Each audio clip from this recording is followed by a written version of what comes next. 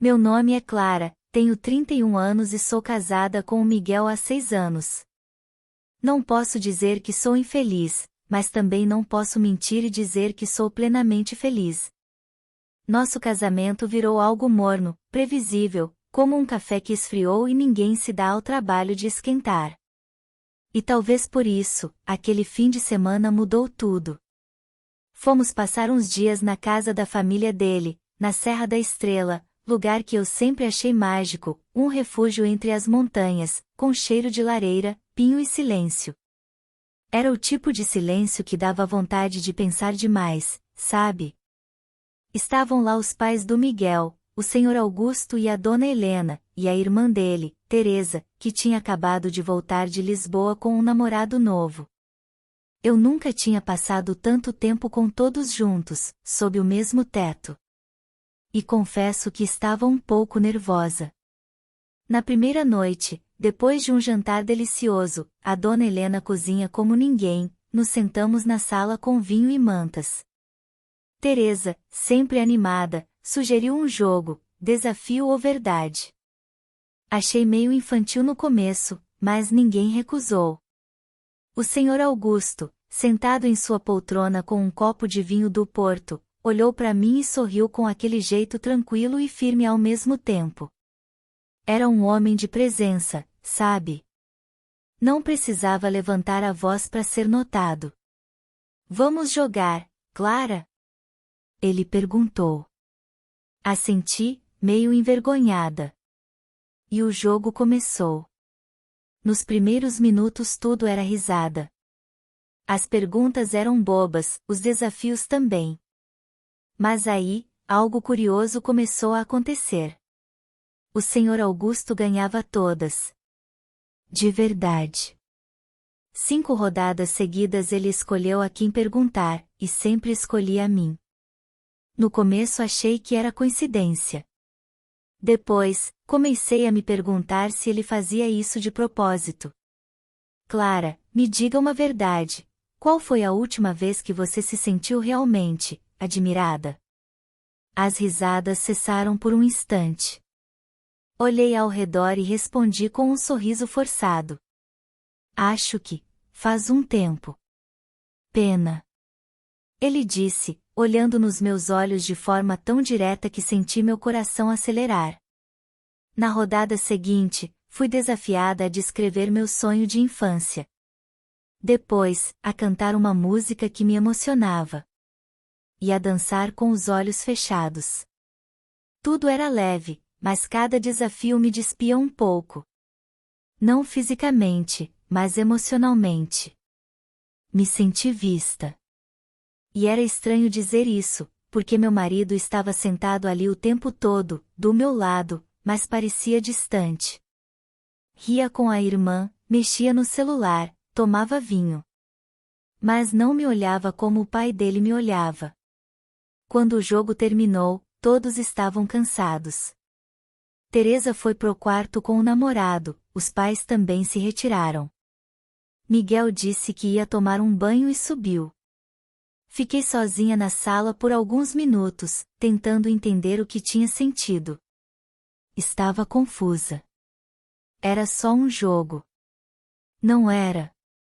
Saí para respirar um pouco. A varanda da casa dava para uma paisagem linda, com as luzes de ceia lá embaixo, pequeninas como estrelas no chão. O ar era frio, cortante, mas bom.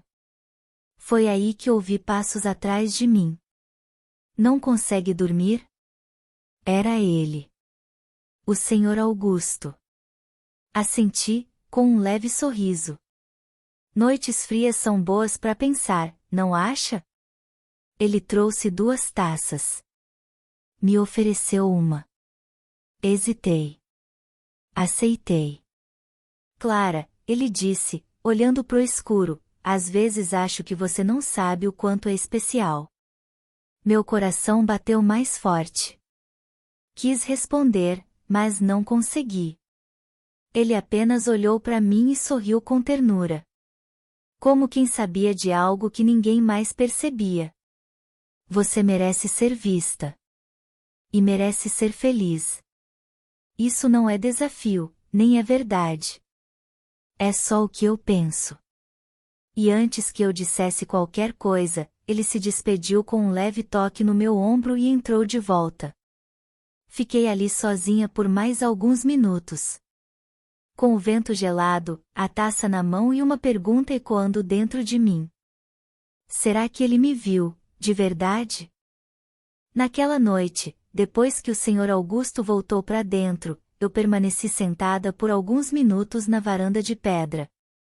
As luzes de ceia cintilavam lá embaixo, como se fossem confetes jogados no escuro.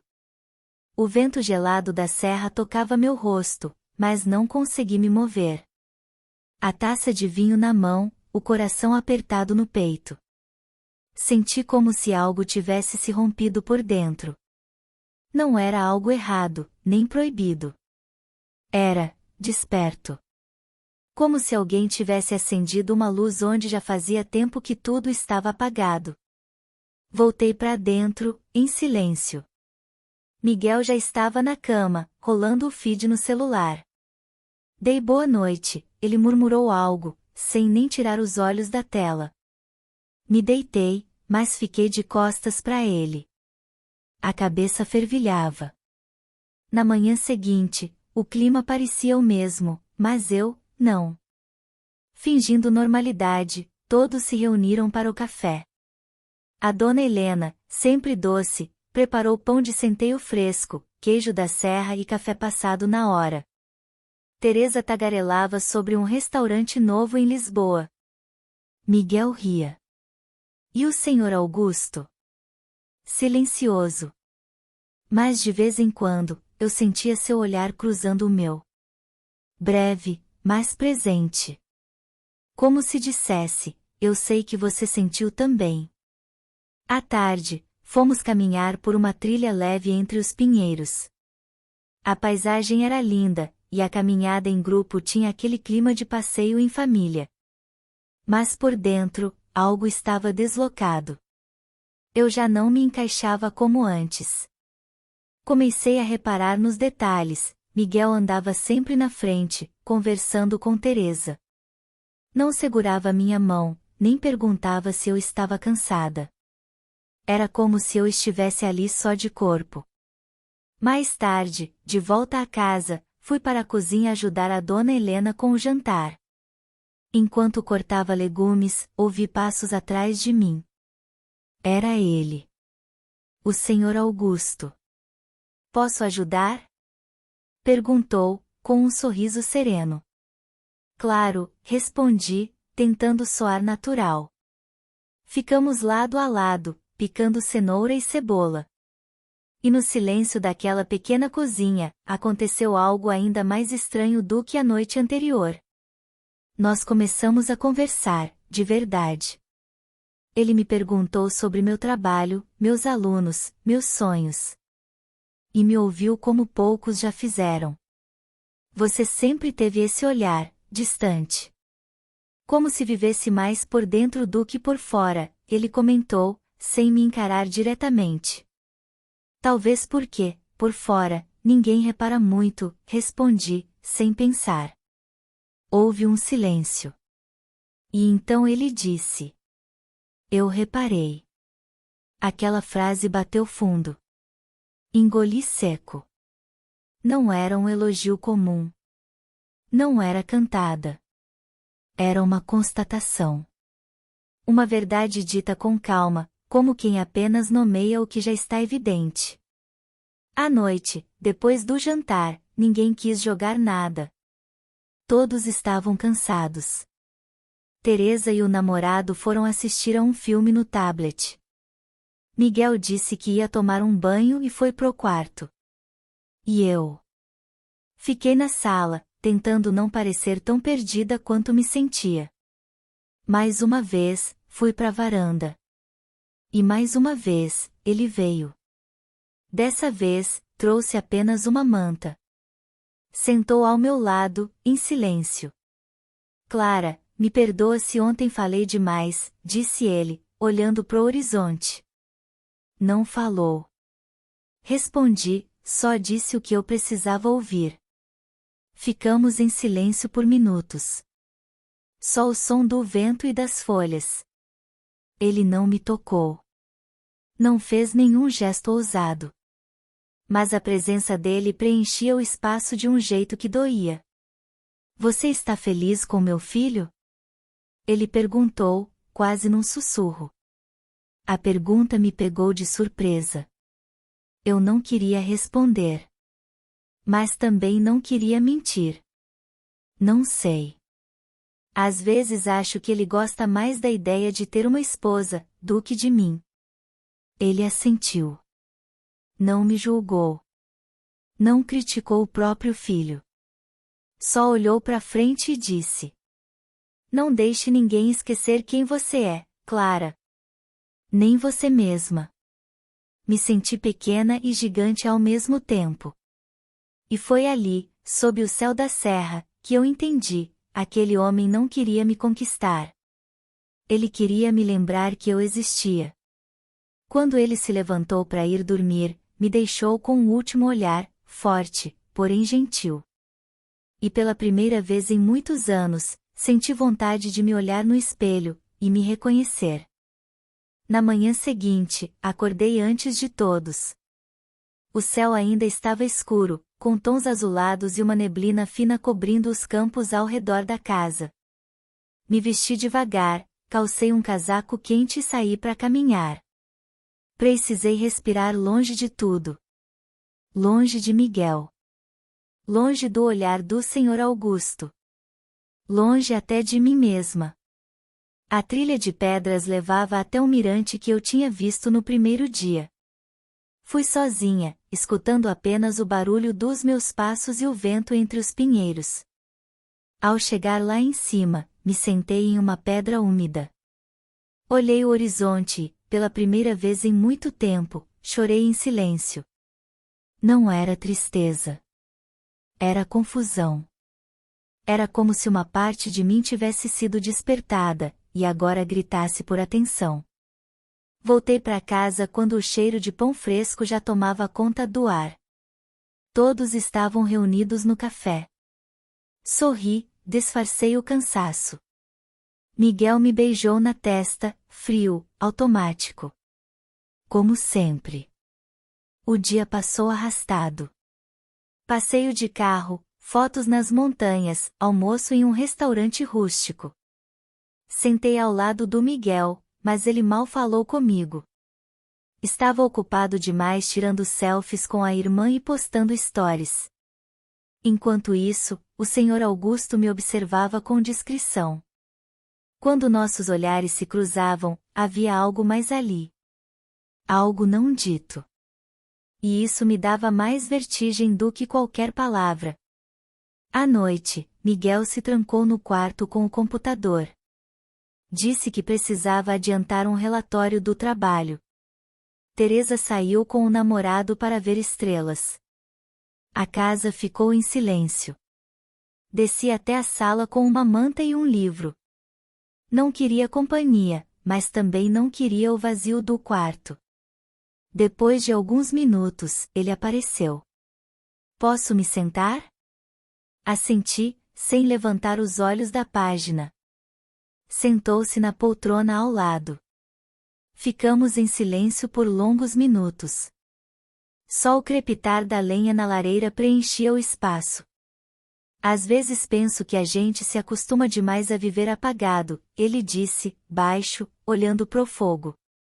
Fechei o livro, devagar. Eu nem percebi que estava apagada, até alguém acender a luz. Ele me olhou.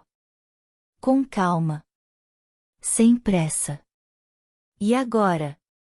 Agora estou com medo do que vejo. Ele suspirou, recostando-se na poltrona. O medo, Clara, não é inimigo. Ele só mostra o quanto algo importa.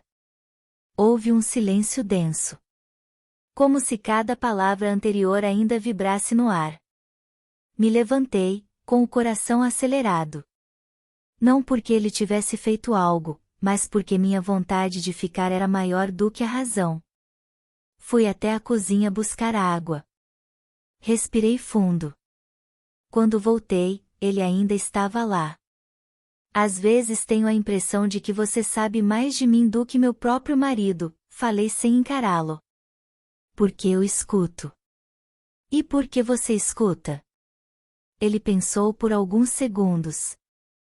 Depois respondeu. Porque você me lembra uma mulher que eu conheci há muito tempo. Uma mulher que também era esquecida, até alguém lembrá-la de quem ela era. Olhei para ele com os olhos cheios d'água. E o que aconteceu com ela? Ele sorriu com tristeza. Ela aprendeu a se amar. E isso mudou tudo. Subi pro quarto com o peito em chamas. Miguel estava dormindo, com os fones no ouvido. Deitado de lado, como se estivesse sozinho. Olhei para ele por alguns minutos. Era o homem que eu escolhi. Mas agora eu me perguntava se ele algum dia me escolheu de verdade, ou só gostava de ter alguém ali. Deitei, mas não dormi. A madrugada passou lenta. E eu soube, naquele momento, que as coisas não seriam mais como antes. Na manhã seguinte, algo estava diferente. Não no tempo, não na casa, mas em mim. Acordei com a cabeça cheia, o peito apertado e uma sensação estranha de que algo estava prestes a acontecer. Miguel não estava no quarto. Provavelmente já tinha descido. Me vesti devagar, tentando organizar meus pensamentos, mas era inútil. Cada palavra do Sr. Augusto ainda ecoava dentro de mim como se tivessem sido ditas há poucos segundos. Na cozinha, encontrei todos reunidos. Teresa contava piadas, a dona Helena preparava ovos mexidos, e Miguel, distraído, mexia no celular. O Sr. Augusto estava sentado à cabeceira da mesa. Assim que entrei, ele ergueu os olhos e me encarou. Foi só um segundo, mas aquele olhar foi suficiente para reacender tudo o que eu estava tentando apagar. Dormiu bem, Clara? Ele perguntou, com a voz calma. Assenti com um leve sorriso. Mais ou menos. A conversa seguiu entre todos, mas meus pensamentos estavam em outro lugar. Sentia-me deslocada.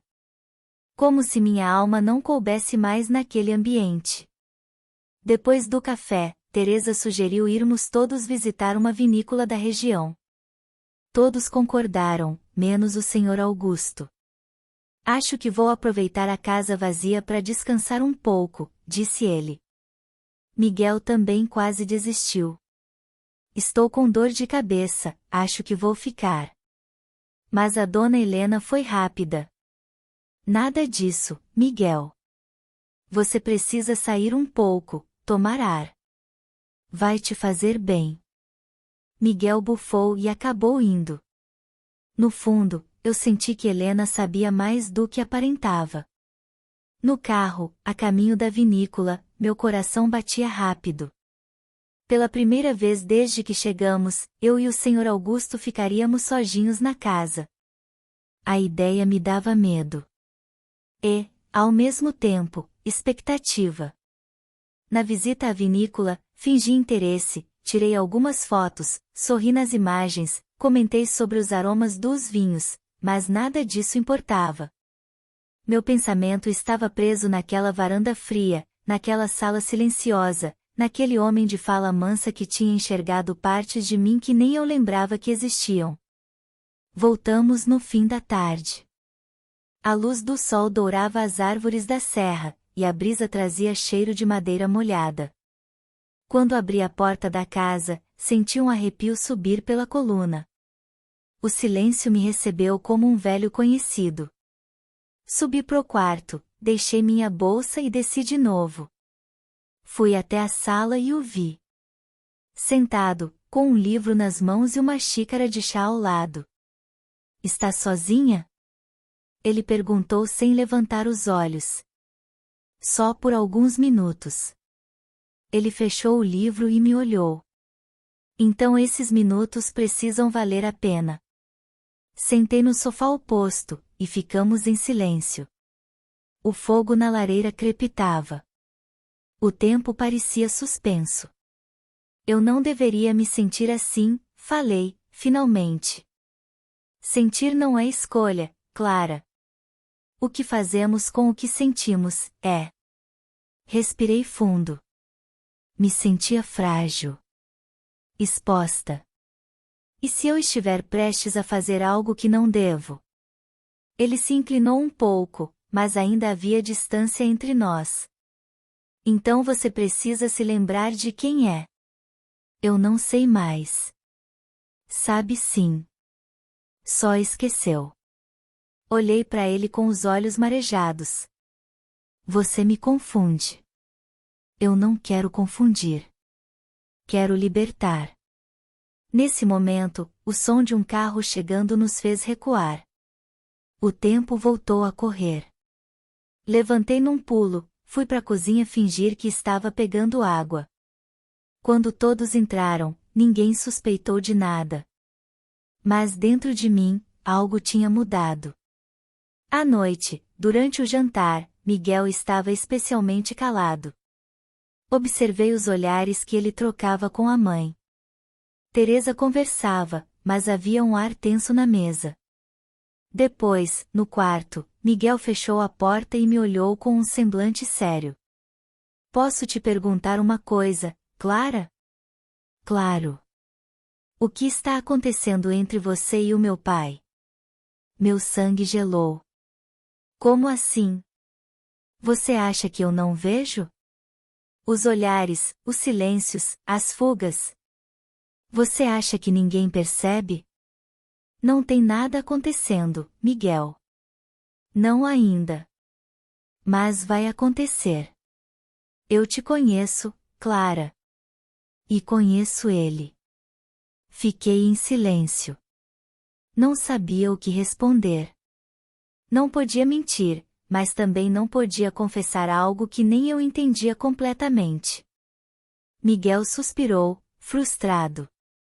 Talvez seja melhor cada um seguir seu caminho. Essas palavras doeram. Mesmo que parte de mim soubesse que era o certo, ouvir aquilo foi como um soco.